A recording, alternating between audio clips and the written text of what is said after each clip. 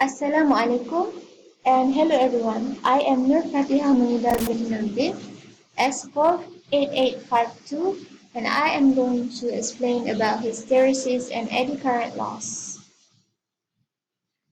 So, uh, in this slide, as you can see, the table shows hysteresis loss and eddy current loss comparison in terms of definition, formula, occurrence, and minimizing method.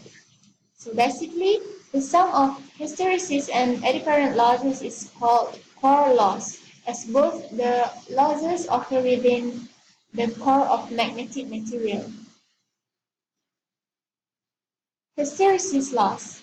The hysteresis loss occurs in the core of the transformer. The core of the transformer is made up of a type of ferromagnetic material. The ferromagnetic material is made by the small atomic magnetic moments.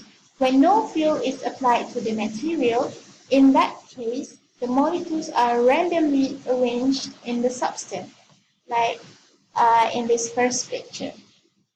But when the NMF force applied to the material, then the atomic magnetic moment arrange themselves parallel to each other in the axis of the magnetomotive force.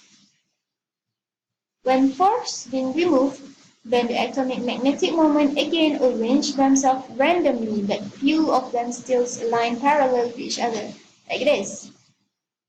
Because of these atomic magnetic moments, the substance becomes slightly magnetized. This type of magnetism is known as the spontaneous magnetism. For removing the spontaneous magnetism, the reverse MMF applied to the material. Uh, the MMF applied to the material. The losses which occur because of the reversal of magnetism is known as the hysteresis loss. Okay. So this is the relationship between the magnetizing force, this one is H, and the flux density B. Is shown in the hysteresis curve or loop. The area of hysteresis loop shows the energy required to complete a full cycle of magnetizing and demagnetizing, and the area of the loop represents the energy lost during this process. Uh, so this is all about previous graph I've shown just now. As the magnetizing force increases, the magnetic flux also increases. But when the magnetizing force or current is decreased, the magnetic flux doesn't decrease at the same rate, but less gradually. So therefore, when the magnetizing force reaches zero, the flux density still has a positive value. In order for the flux density to reach zero, the magnetizing force must be applied in the negative direction. And this is the hysteresis loss equation, where PV stands for the hysteresis loss, equal to the transformer efficiency times maximum flux density to the power of statement exponent, which range from 1.5 to 2.5. It's depending on the material. Times with frequency of magnetic reversal per second, and times with volume of magnetic material. Next, eddy current loss. Eddy current losses are the result of Faraday's law, which is any change in the environment of a coil of wire will cause a voltage to be induced in the coil, regardless of how the magnetic change is produced. So, when a motor car is rotated in a magnetic field, a voltage or EMF is induced in the coil. This induced EMF causes circulating currents to flow, referred to as eddy currents. The power loss caused by this current is known as eddy current loss. So, next, the eddy current induced in the core of this transformer when the alternating flux links with them. The flux induced EMF in the core because of which the circulating currents develop.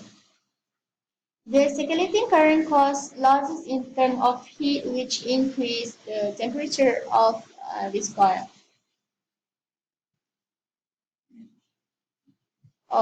In addition, the eddy current losses are independent of load.